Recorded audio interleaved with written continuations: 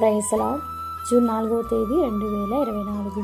ఈరోజు దేవుని వాక్యము కీర్తనలు 91:15. అతడు నాకు మొరపెట్టగా నేను అతనికి ఉత్తరమిచ్చేదను, శ్రమలో నేను అతనికి తోడై ఉండేదను, అతన్ని విడిపించి గొప్ప చేసేదను. అవును క్రీస్తునందు ప్రియమైన వారులారా, జీవితం మన ప్రయాణంలో ఎన్నో ఒడిదుడుకులు, శ్రమలు ఎదురవుతూ ఉంటాయి. అటువంటి పరిస్థితిలో మనం కుంగిపోతూ ఎవరు ఇటు శ్రమ నుండి మనల్ని విడిపిస్తారు అని ఆదరణ కొరకు ఒక నిరీక్షణ లేని వారంగా కృంగిపోతూ ఉంటాం.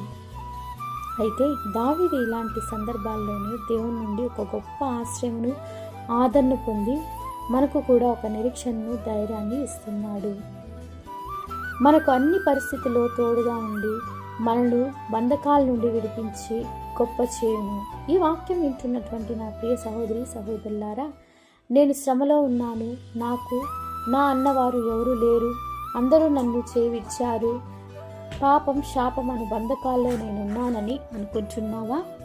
భయపడకుము, ఆ సర్వోన్నతుడైన దేవునికి మొరపెట్టుము.